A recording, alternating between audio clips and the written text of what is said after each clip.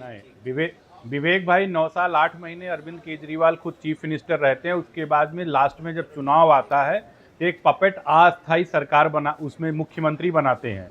और पपेट अस्थायी मुख्यमंत्री मैं ऐसे नहीं कर रहा हूँ, क्योंकि गोपाल राय ने खुद इंडोर्स किया और कहा अपने उस वक्तव्य में कि अभी जब 2-3 महीने बाद चुनाव होगा तो अरविंद केजरीवाल जी फिर से आएंगे, ये होगा, जो कि उनको आना नहीं है। और सबसे बड़ी ये बात है कि आतिशी मारलेना के ऊपर तो ऑलरेडी आरोप इतने लगे हैं।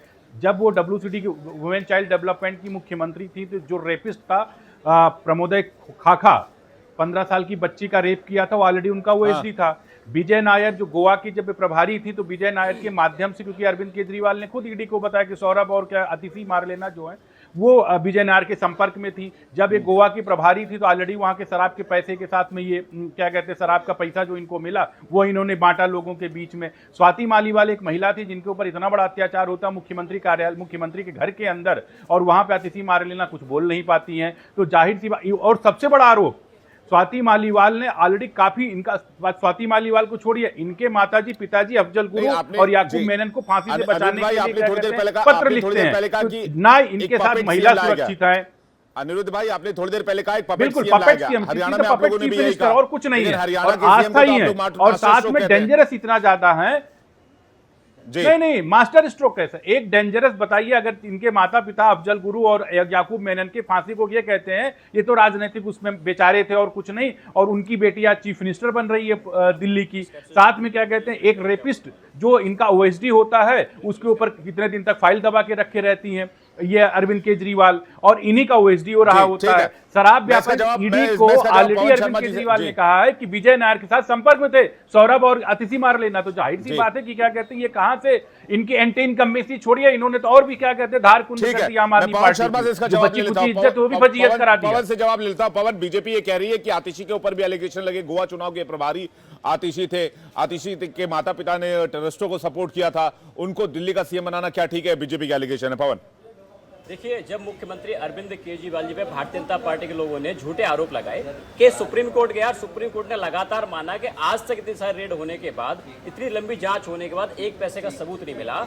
और जो सुप्रीम कोर्ट ने सबसे बड़ी राहत मुख्यमंत्री अरविंद केजरीवाल समेत सारे नेताओं को दी, सबसे बड़ी राहत इस केस में, PMLA केस में सिर्फ बेल मिल सकती है, सबसे बड़ी राहत मिली। और मुख्यमंत्री अरविंद केजरीवाल जी जेल से बाहर आने के बाद उन्होंने कहा कि हमको कोर्ट से राहत मिली है, कोई सबूत आज तक नहीं मिला, सबसे बड़ी राहत हमको कोर्ट ने दी है। अब दिल्ली की जनता के बीच में जाएंगे, दिल्ली की जनता तय करेगी कि आपका बेटा अरविंद केजरीवाल कट्टर ईमानदार है या भारतीय जनता पार्टी महाभ्रष्ट पार्टी है। इसका फैसला दिल्ली के लोग करेंगे। उसके बाद मुख्यमंत्री अरविंद केजरीवाल जी ने त्याग करके बलिदान करके सबसे बड़ी अपनी नेता को दिल्ली का मुख्यमंत्री बनाया। उसकी वजह ये थी जो अरविंद केजरीवाल सरकार के जो काम है, दिल्ली के लोगों के लिए फ्री बिजली देने की बात हो, पानी देने की बात हो, स्कूल की बात हो, अस्पताल की बात हो।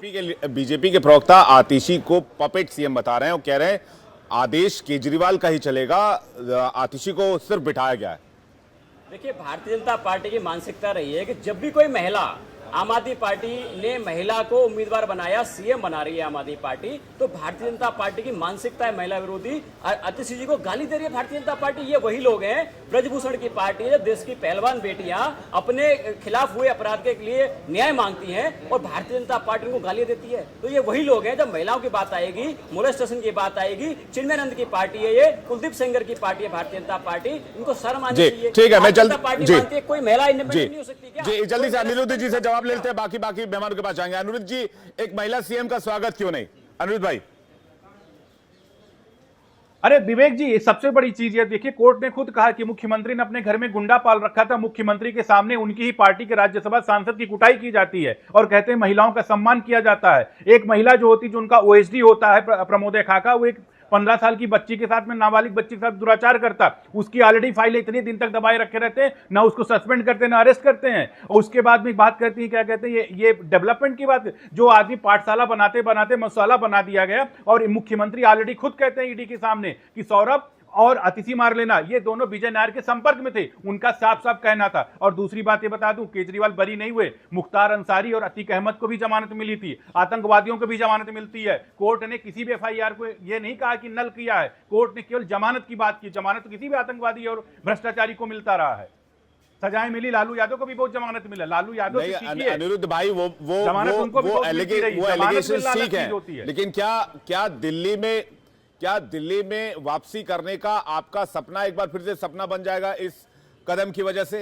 जी नहीं, क्योंकि इनका नए सीएम के तौर पर आतिशी अगर आएंगे तो उनके ऊपर कोई एलिगेशन नहीं लगा पाएंगे आप? अरे विवेक जी, ये आतिशी मारलेना को जी। मुख्यमंत्री जिसके ऊपर इतने सीरियस एलिगेशन ऑलरेडी हैं, जिनके पिताजी माताजी ऑलरेडी आतंकवादियों को बचाने के लिए क्या कहते हैं, जाके पैरवी करते हैं, राष्ट्रपति के पास पत्र लिखते हैं, मुख्य न्यायाधीश के पास पत्र लिखते हैं, तो उनसे कैसे मान लिया जाए कि देश सुरक्षित है? महिलाएं कैसे सुरक्षित हैं? जो मधुशाला पाठशाला बनाते बनाते मधुशाला वालों के साथ में चली गई, तो कैसे मान लिया जाए कि क्या कहते हैं उनका भविष्य? इसलिए ये खतरनाक राजनीति की तरफ जा रही। पपेट सीएम उन्होंने केवल बनाया है। गोपाल राय ऑलरेडी खुद कहे हुए हैं अगर आएंगे तो वही बनेंगे, ये सारी चीजें तो इन्होंने पपेट सीएम बनाया केवल दिखाने का। त्याग, ये त्याग करेंगे। जो आदमी कसम खाता था बच्चों की मैं राजनीति में नहीं आऊंगा, जो आदमी कसम खाता था वैगनार से। ठीक है, मैं इसका जवाब पवन जी से ले लेता हूं, उसके बाद बाकी मेहमानों का रुख करूंगा।